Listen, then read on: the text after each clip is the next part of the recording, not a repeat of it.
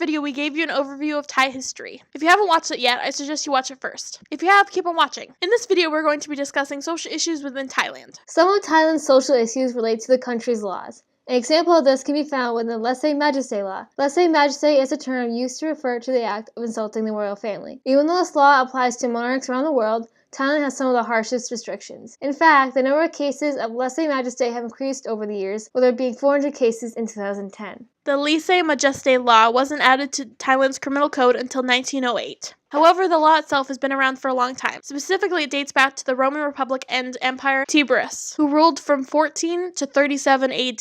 In more recent history, the law has grown bigger. As of 1975, the law has grown in Thailand to include both death threats and insults. The punishment for an infraction is 30 to 15 years for each infraction. In some cases, it can have up to 60 years behind bars. There are many issues with this law. First, there is no official definition for what true lese-majesty or an insult is. Second, a claim of lese-majesty can be filed by anyone. Third, police who fail to look into cases can be charged with lese-majesty themselves. Most importantly, it makes it nearly impossible for the Thai people to discuss issues related to the royal family. The lese-majesty law knows no bounds and has even spread to the internet. Thailand's Prime Minister met with Google recently in the hopes of getting the search engine to take down any content that insults the royal family. Google agreed to help them. Google has explained its cooperation with the Thai government by stating that Google regularly works with governments to remove content and isn't doing anything out of the ordinary for Thailand. Google has also said that it reviews the supposed illegal content before filtering it. Internet filtering relating to the royal family has come due to the death of former King Ajuyajay, who ruled for 70 years. The former king died in October of 2016, making discussion of the royal family much more common. The lese-majesty law has had some negative light shed on it, with a particularly unusual punishment of a woman.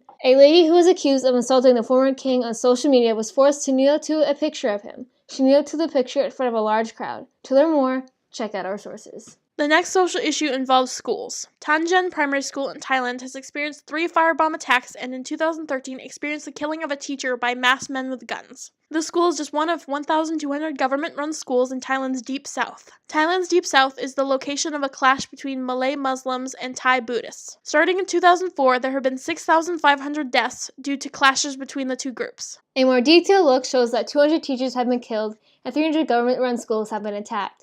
The cause of these attacks likely relates to the fact that education tends to be segregated. 4 in 5 of the 1.8 million who live in the Deep South are Muslim in a country that is 93% Buddhist. A report written by the International Crisis Group back in 2012 concluded that marginalisation of Deep South culture, history, religion, and language is probably one of the major reasons that there are clashes between the two groups. Thailand's Deep South has some of the worst literacy scores the whole nation has seen. A professor by the name of Suwile Prasviat thinks that part of the solution is to introduce the Malay languages into the school. This would make sense because those languages are spoken by most of those in the Deep South. This is easier said than done. The Patani-Malay languages are very different from Thai, and no one is required to learn Malay in Thailand. This has resulted in the gap between Malay and Thai speakers only getting larger. Suwile did a program introducing the Deep South languages and the results were very promising. In the kids that participated by the age of 6, a little over half were getting at least 70% in things such as bilingual comprehension. Once again, to learn more, check out our sources. Another social in Thailand is being LGBT. In Thailand, there's a Buddhist temple in Chiang Khong that teaches transgender teens to be more masculine.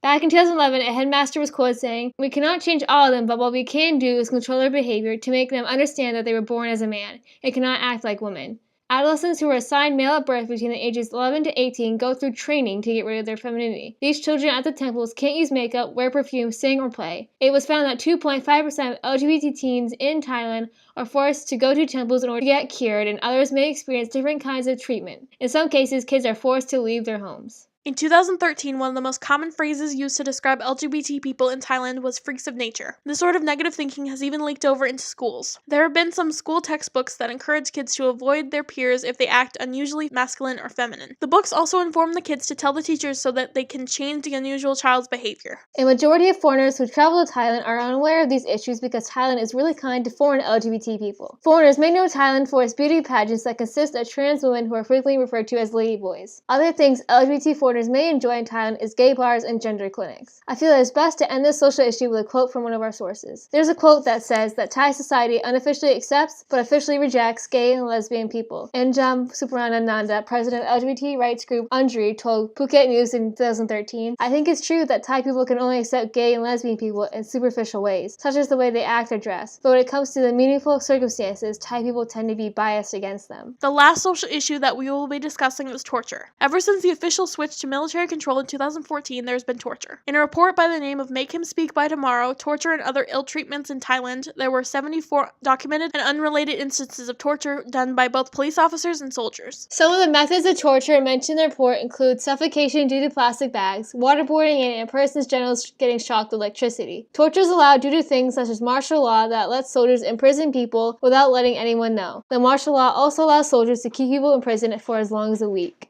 Luckily, Thailand is in the process of creating a Prevent and Suspension of Torture and Enforced Deportation Act that would make torture a crime. Due to these social issues being so complicated, we can't discuss them further without going over 5 minutes. You should really check out our sources. If you want to learn more about Thailand, I suggest you subscribe to us. Subscribing is free and should notify you when we upload a video. Stick around, you just might learn something.